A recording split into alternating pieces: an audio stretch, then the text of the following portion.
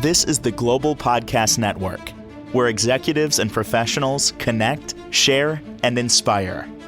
Stay tuned for the conversations that drive success.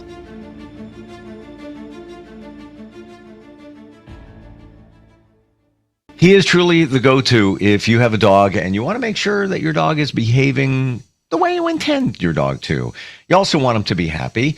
He is a certified dog trainer, many years of experience, many different types of dogs and families he's helped along the way. And the beautiful thing is he can do this virtually for anybody, anywhere.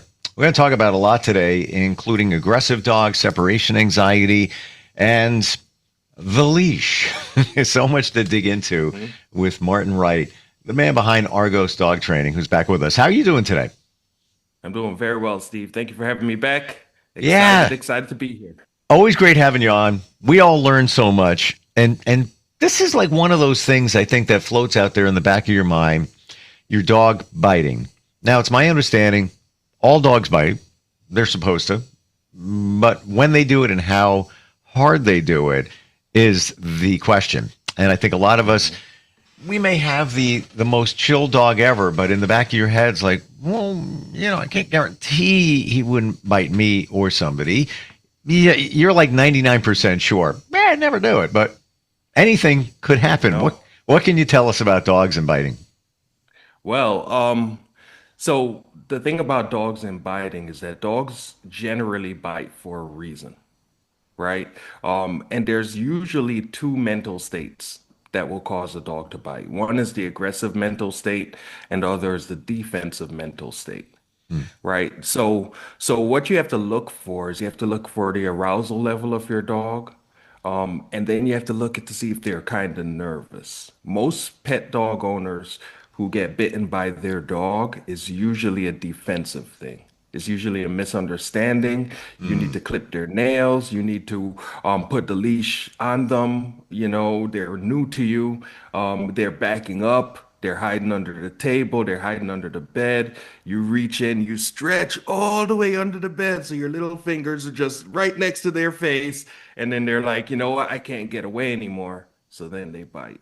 Biting in that sense is more of a relationship issue than anything else. Why would your dog do that? You're saying like the dog is like cornered and, you're just reaching there, and now they feel maybe a little bit threatened. Yeah, they would do that because maybe they're new to the house. I get that call a lot. The dog's been with me for a week, and I notice that whenever I reach them to put on the collar, they get really nervous. They try to bite. That's one reason. Another is genetics. Some dogs are just genetically more shy, genetically more defensive. And if we don't do the work to really show them that there's nothing to be defensive about, then they can, they feel threatened, so they do what they need to defend themselves, So that's why I say it's kind of a relationship issue, a misunderstanding. Once you realize it, once you see your dog kind of tuck their tail when you walk towards them, licking their lips, backing away, curling down, their ears come out to the side, their eyes are really wide, you could tell that they're nervous. And the thing is to see that and then slow down. We've been talking about that a bit, Steve, where we're talking about how this world causes us to speed up and go fast, right? Yep. And then if the dog is already defensive and then we're like, look, I got 1 minute to get you outside because I got to get to work, that is the perfect recipe, for a nip on the finger. Yeah, and we talked about that where you're just, as your dog's human, piloting by your schedule, but they're picking up on the vibe like, oh, what? They're in a rush. Oh my gosh. And there could be a little nip coming from that. There's also the possibility you're playing with your dog and they're just grabbing a toy and maybe they grab it too hard and they didn't mean to nip you. Is that? Yeah. It's possible, right? That is possible. And we need to, but usually a dog that does it regularly. They regularly make the mistake of creeping up the toy and catching your finger. So we have multiple times to address that. But I want to just jump back I want to give some solution here. So if your dog is being nervous, right? If you see them and their ears are to the side, they're backing away, what you want to do is quickly change the topic. Right? Instead of it being about me hooking on the leash on you, now it's about you chasing treats. Now it's about me getting your favorite toy and sitting on the floor for a minute, because then you're probably gonna come towards me and then hi puppy, and say good voice, excited voice, and then you could hook on your leash and then you could go on about your day. The big mistake is that most people don't see it. So once you do see it, anything to change the topic. Now, Mm. jumping back again to the dog that gets too excited, some of that could you training can help with a lot of that. Really working with the dog trainer because they will be able to give you the tools and the techniques to really manage that. For me, if I have a dog like that, I always work with my clients on playing tug of war. And from there, I show them how they can manage the energy of the dog during tug of war. Like my 70-plus-year-old mom can sit on the couch with a tug toy with her giant schnauzer, and she could play tug where she's barely moving if she wants to, you know. Mm. And the dog will play at that level, or I could play tug with that same dog, and I'm whipping the dog around, and the dog is going full speed. But once they have the ability to kind of manage their energy and monitor their energy, then the nipping, catching the end of the toy goes away, you So know. what I'm thinking and what I'm hearing here is your dog needs to learn adaptability, whether somebody's on the couch just relaxing and they're just playing with the toy a little bit, or you get off the couch and it's like, yeah, let's have fun with this. And you're getting a little more aggressive. Your dog needs to read that and understand that, okay, that's time for a little more aggressive play as opposed to just, tugging a little bit on the couch. That can be taught, right? Yes, that definitely can be taught. And when you teach that, even if your dog is excited about the tug of war, they have more control. Mm. And that's why you don't get the accidental. I put that in parentheses in quotations, the Yeah. accidental, because I don't believe it's an accident. I believe it's overexcitement. I mean, the dog's mouth is right next to its nose, and the nose is the primary sense, and then little few inches back is the eyes. So, They see okay. what's Your going dog, your on. dog knows what it's doing. Yeah. Yeah, Okay. they see what's going on. So they're too excited, and because they're excited, they get sloppy. And then they end up putting Mm. teeth on hand accidentally, So yeah, if we slow them down, if we teach them a little bit of awareness, then that accident doesn't happen. That's a great description. They're just accidentally doing it. We don't see it that way. We don't think like dogs. You help us think like dogs. What are they thinking when it comes to separation anxiety? I'm sure that's a big deal. You deal with it a lot. Yeah. Yeah, well, a dog that has separation anxiety is actually changing their emotional state when you leave, when you separate from them. You might notice that the dog that screams when you leave the house also shows stress if you get up and you go to the bathroom, you close the door. They're outside scratching at the door. Mm. Every time you walk around anywhere in your house, they're trying to be at your heels. That tends to be a sign of separation anxiety. You see the dog that when you're preparing to leave, they start to drool. They get in front of you. They kind of block your path to the door and things Mm. like that. Those are signs of separation anxiety.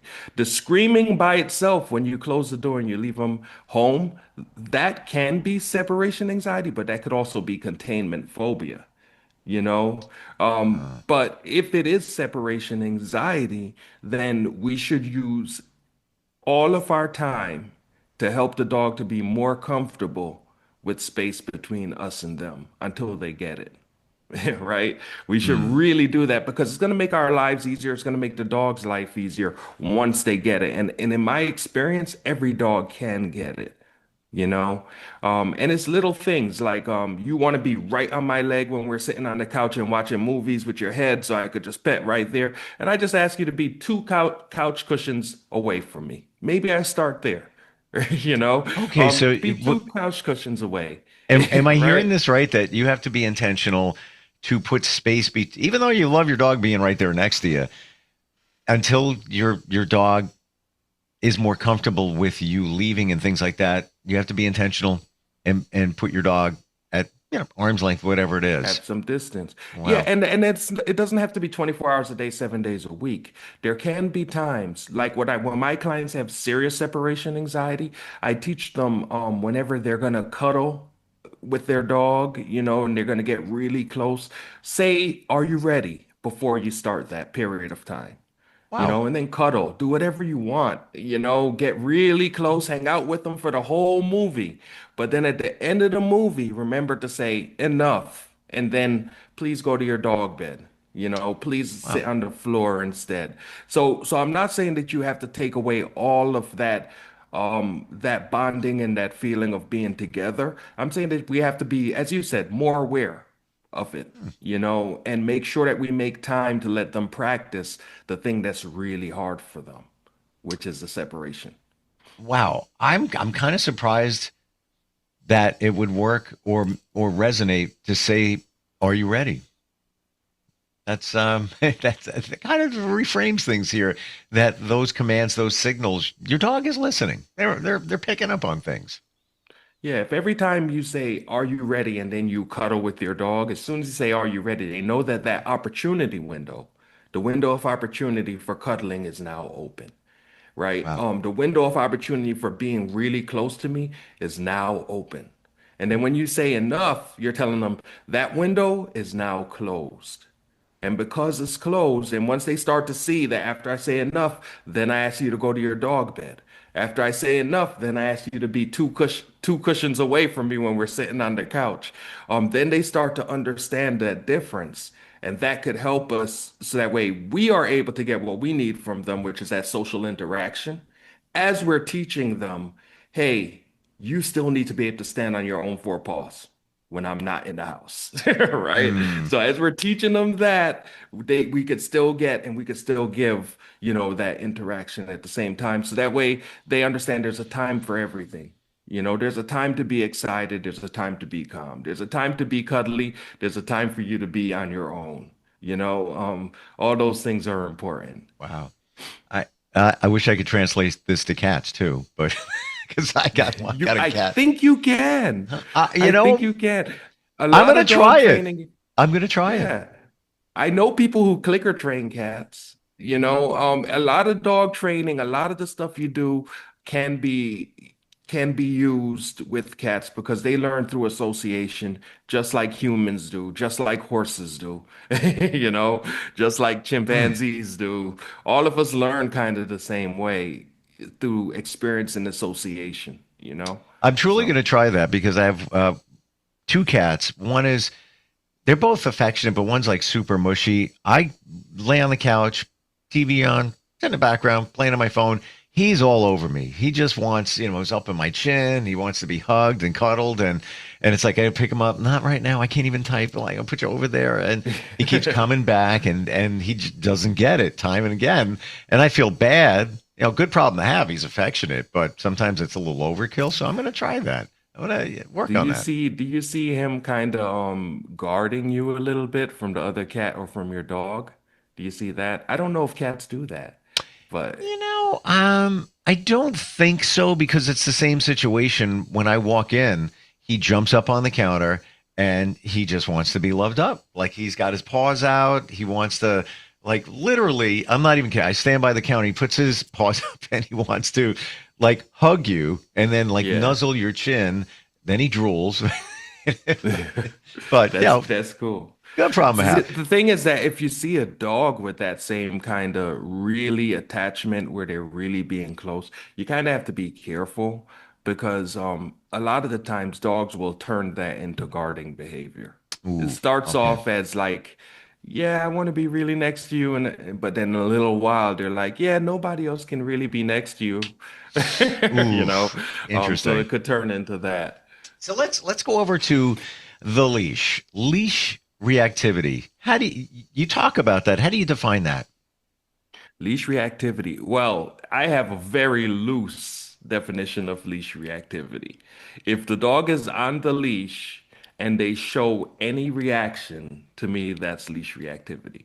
So Okay. you're walking down the street, and your dog is on the leash, and another dog walks past across the street, and your dog looks at them and turns their head a little bit as they pass you. To me, that's the dog is reacting to the other dog, right? Well, of course, that's not a problem. That's not, nobody calls me about that. The leash reactivity people call me about is when the reaction is really strong and the dog is pulling on the end of the leash and the dog is barking and the dog is lunging and things like that. Or even you're walking your dog down the street, they see another dog, then they plant themselves. They lay down and they plant themselves in one spot and refuse to move. That's the kind of leash reactivity that I get called about a lot. And for Hmm. me, when I think about that, what I think is that it's a relationship issue, it's a structure issue, and it's a little bit about manners too. I don't correct the leash reactivity, and I don't try to bribe the dog with treats into not being reactive. Instead, I make sure the dog is safe, and then I teach the dog how to calm down on the leash, preferably before the dog reacts. Like I want to practice with the dog. Hey, we're standing outside, we're talking to the mailman, and you're just having the experience of sitting next to me and being calm as we talk to the mailman. Sitting next to me, you have the experience of sitting next to me and being calm as we talk to the UPS guy after the mailman. And then the Hmm. more time that the dog experiences being calm with me on the leash, the easier it'll be for me to get them to be calm with me on the leash when there's another dog or a person or a teenager or a scooter or a stroller or a person with a cane or a person wearing a hat. I Hmm. get all these calls, right? Wow. Um, all those things, it's easier for them to be calmer when they experience those things. What's the difference It's a habit between of calmness. good manners? You've said that a moment ago, and obedience. How do we even define good manners? All right, good manners. So manners to me is the things that you don't get told to do.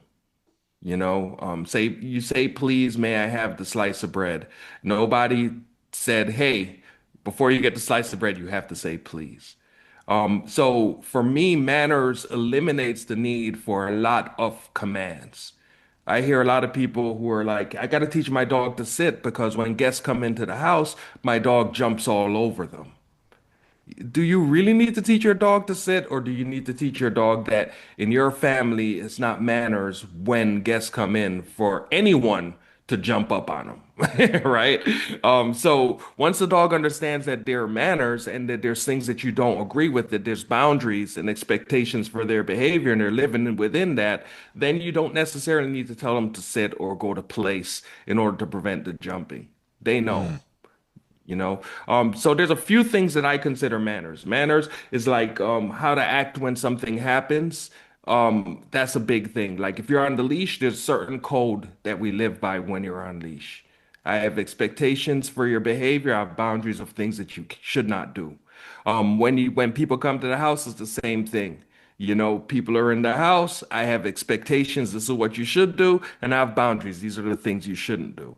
And if we're patient and we're calm and we're consistent, then a dog can understand that, just like a child. Say please when they give you a cookie, say thank you when that kind of thing. And you have to do it over and over again until the child gets it, and then you don't have to worry about it. Well, like a child, manners can be taught. Sounds like it's the same thing for a dog. Yeah, definitely. Now, obedience training is when you teach yourself and you teach your dog that when I call a play, this is what you're supposed to do. The play is called sit. You're supposed to put your rear end on the ground. Once you do, you're rewarded for that. That is the difference. Communication, obedience training, I call it communication training because it's not just about telling the dog what to do. It's also about taking information from the dog. Are you nervous? Are you afraid? Are you excited? What's the chances? When I ask you to sit, can I tell before I ask you to sit what the chances are that you're going to successfully run this play? That kind of information is where I focus a lot with my clients as they're training, Are so that way. you, Martin, are you able to figure out based on watching a dog? And by the way, just want to drop in here that you do this by video. So you can see everything. People submit videos to you that you're working with. You analyze them, and then you give feedback on them. It's, as I understand it, that's like most of your day, just watching videos. That's a part of it. Can you determine what's going on there with a dog when you're looking at the video, whether they have fear, anxiety? Can you pick up on that? Yes, we definitely can. We definitely can. And a lot of the times we could even pick up on the causes, like what Okay. is exactly causing that fear. A lot of the times we could pick up on the things that add to it, the little things that exasperate it a little bit. And a lot of the times I'm able to give my clients little tips and techniques where even if the thing that's causing the trigger for the fear is off screen, there's things that you can do with your body language that's going to help your dog to realize you're confident, they're safe, and it could affect their level of emotional response as well. You know? So yeah, there's a lot that you can get. And not only can I get it, but once I explain it to my clients, they rewatch the video and they're like, "Oh man, I can't believe I didn't see that." You know? And once you start seeing it, once a client starts seeing it, they can't help but see it, and they see it everywhere. So they see it when they're walking down the street or driving past, and they're like, "Oh, that dog looks a little bit afraid or intimidated," and they're able to tell right away. Once you know it, you know it. That's what a coach does. Somebody's playing in, a football game. That player doesn't necessarily see what they're doing, especially what they're doing wrong. Even what they're doing right, they might not even realize it.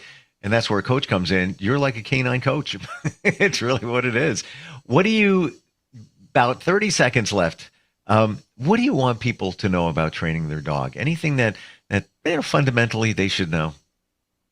Training is like any skill, in the beginning, as you're picking up the skill, it might not be that fun. Learning to ride a bicycle might not be as fun as really riding a bicycle downhill, zooming along, So there's a little bit of a learning curve, but once you get into it, once you get past that initial beginning, um, dog training is so much fun. It's such a great way to bond, such a great way to learn about your dog, learn about yourself, and Mm, it's necessary. Imagine if you don't train your dog, right? Then you have that dog that's untrained for your whole life, yep. you know? So Mm. yeah. Yeah, I appreciate that. Well said too. And you learn about yourself. There's a lot going on there. And yes, it can be fun. It will be fun. The beginning, you're really just setting or even resetting the relationship with your dog. So that takes time too. You're Yeah. learning the and that's a struggle. You're learning the vocabulary, you're learning what you need to do in order to get the response, and then you have to remember to do it. It takes a little bit, you know, it takes a little bit to get it down. The best way to contact me or reach out to me is Argos Training. That's Argos, Argos, training.com. That's the best way. But I'm also on YouTube and TikTok and Facebook and Instagram too. But the best way is argostraining.com. Martin, thank you so much during these podcasts for the insight, the information, the little tips and tidbits, and just reframing what many of us think is dog training and obedience training. It's different. It's what I'm taking away today is imagine if as a human you had to train another human who didn't speak your language. Right away, you're at a disadvantage. Same thing with a dog. Like we don't speak their language. They don't speak ours. Thank you again. Looking forward if the universe says so, we get together again. Appreciate it. Thank you, Steve. It was a pleasure. This is the Global Podcast Network, where executives and professionals connect, share, and inspire. Stay tuned for the conversations that drive success.